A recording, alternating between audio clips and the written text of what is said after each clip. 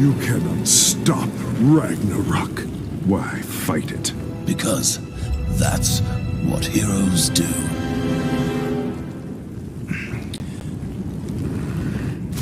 Wait, I'm sorry, I didn't time that right.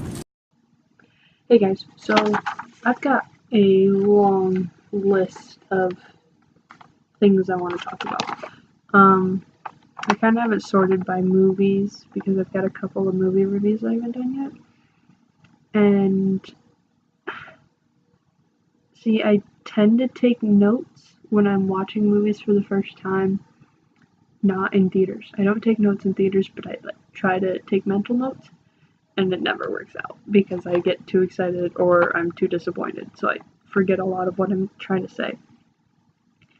But my notes for Thor Ragnarok, which is what I'm doing right now, I don't even know what they mean. I mean, it's been a month since I watched it. That's how bad I am at these reviews. And yes, I just put up my Batman Arkham Knight poster. Yes, it's crooked.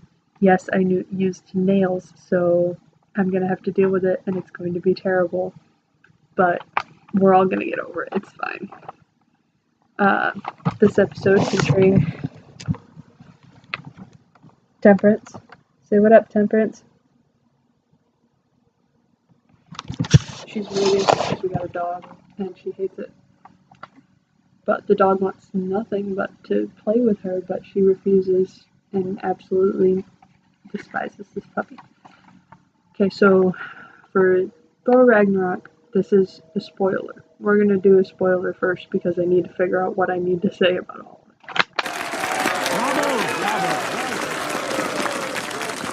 Father?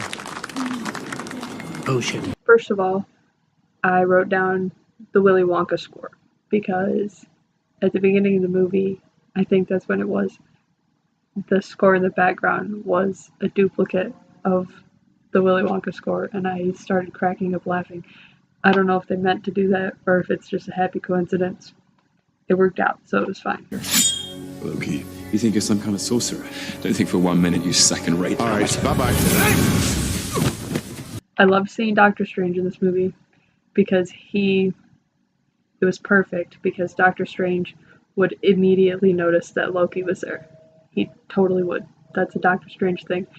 And I love Doctor Strange, so I know him. That's fine. Want to use a big wooden fork? No. Yeah, not really useful unless you're fighting off 3 vampires that were huddled together. Korg, he had his moments. There were some parts where he was funny, but usually it was just this kind of awkward big guy, and I don't know if that's what he was supposed to be. I didn't really like the character. I thought he was unnecessary. Yeah, he kind of comes in and saves, he saves, Heimdall. How do you say his name? I'm looking at the spelling. I know it's Idris Elba. Heimdall or whatever. Whatever, he saves this guy. I know the Marvel movies. I don't know why, but the Thor movies, I cannot remember anyone's name other than Thor, Loki, Hela. Yeah, the Valkyrie, she never even got a name. She was just a Valkyrie. That's weird. But anyway, so yeah, this Korg guy, he had his funny moments, but I just think it was really unnecessary and it was super awkward, and I didn't really like that. So yeah, his humor was questionable for me. Who are you? I am the god of thunder! Wow, I didn't hear any thunder, but out of your fingers, was that like sparkles? I really liked in this movie how Thor started embracing the classic powers of Thor, like embracing the god of thunder, lord of thunder, or whatever. And that made me really happy because in the previous movies, Thor's he's got his hammer. He can fly with his hammer. Everything revolves around the hammer. But in this movie, he realizes, like, when his father dies and he is fighting Hulk, which was a very sick battle. I loved this battle between them, especially because of the chemistry, well, or the anti-chemistry with them in the first Avengers movie. They like hated each other, and I loved it. So having Thor run into Hulk in this weird realm, and Hulk just starts beating the shit out of him, and then Thor surprises everyone and fights back, and they're like, "Oh shit!" I loved that battle. I loved having Thor in this movie in general, or not Thor. I loved having the Hulk in this movie all throughout it. He is the best Avenger to have included into this movie. I mean, other than Thor, obviously, but it was so perfect. All of the Hulk moments, all of the Bruce Banner moments were great. I loved them. Thor, go.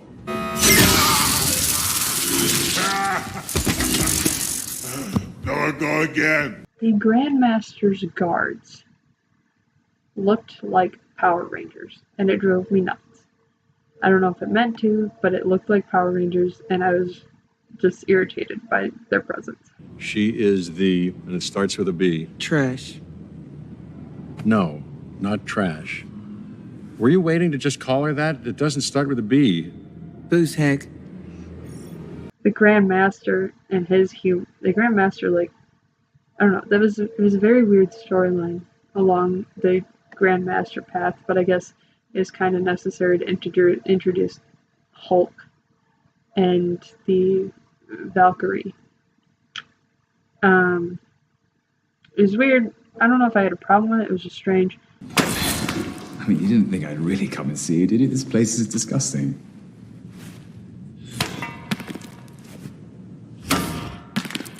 The rest of the humor in the movie, other than like the core guy, I really liked. I laughed a lot. Thor's humor was good. The Grandmaster's was iffy, but everyone else's humor I thought was hilarious, especially Hulk and Thor's interactions, which I've already mentioned. The rightful heir to the throne and the goddess of death.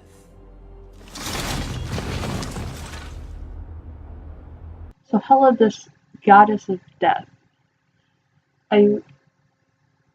I love mythology. I just got done with the ancient Roman and Greek mythology class, and I loved every second of it.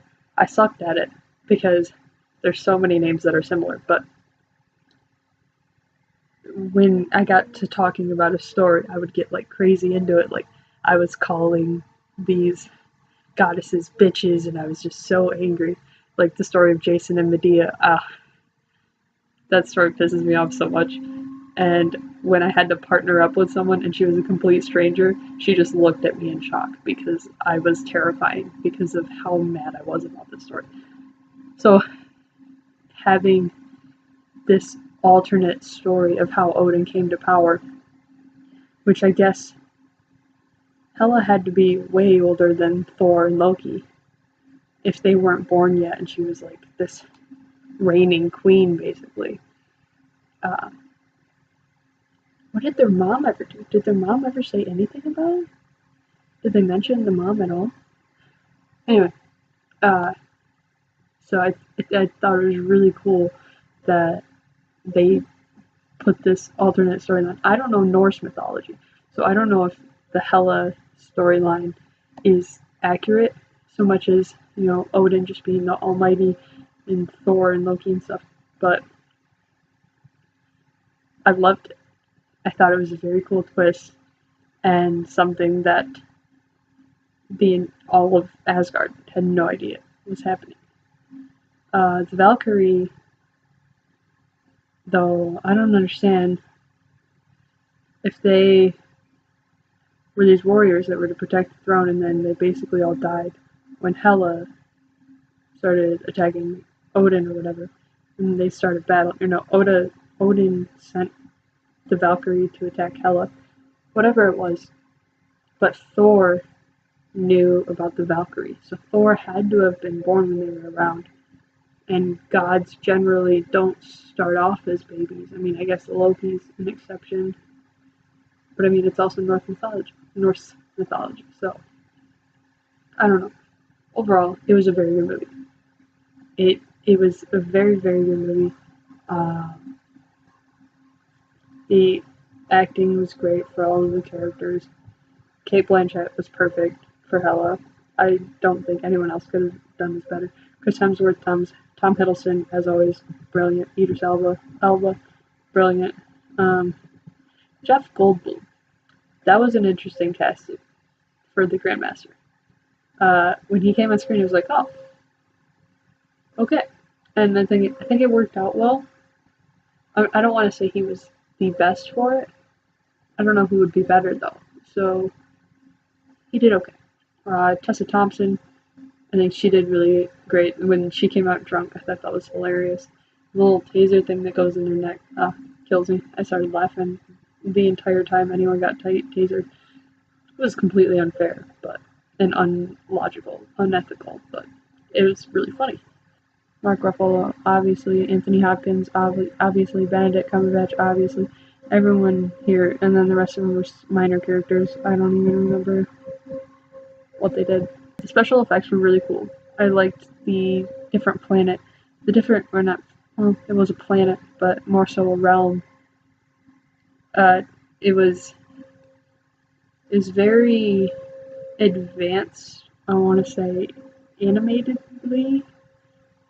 CGI, I don't know, it was very meticulous, I want to say.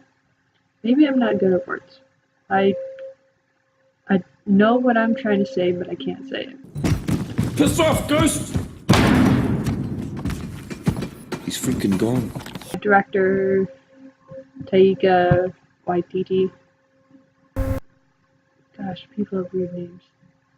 What else has he done? None of these movies ring a bell at all. So, interesting. I think he did okay directing.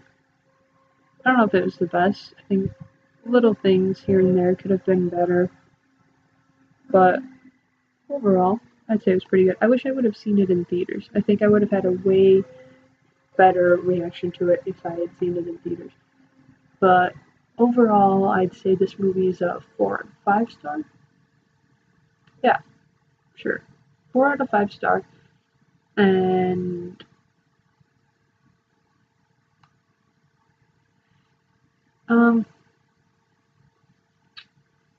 I thought it was a little cliche, Thor losing his eye. But after seeing Infinity War, no spoilers for Infinity War. Don't worry, that's going to be a separate video. After seeing Infinity War, though, in the trailer for Infinity War, he's got the eye patch on. And it kind of looked super badass. Him having to cut his hair in Thor Ragnarok was also unnecessary, but when it was cut, oh man, Chris Hemsworth, boy, you can get it. But he can get it with long hair too. But oh man, short hair Chris Hemsworth, short hair Thor, it was very, very attractive. Unnecessary from a cinematic standpoint? Absolutely. I mean, they needed to put Stanley in there somewhere, so I guess he had to be the hair groomer, but didn't need it. Did I love it? Yeah, I did. Like, comment, share, subscribe. Please comment. Tell me what you thought of the movie, because I'm sure everyone's seen it at this point. It's been out for a year now. Yeah, that's it. Bye, guys. Have a great day. Mick, where are you from? Oh, Mick's dead. Oh. Yeah, and I accidentally stomped on him on the bridge. I just felt so guilty. I've been carrying him around all day.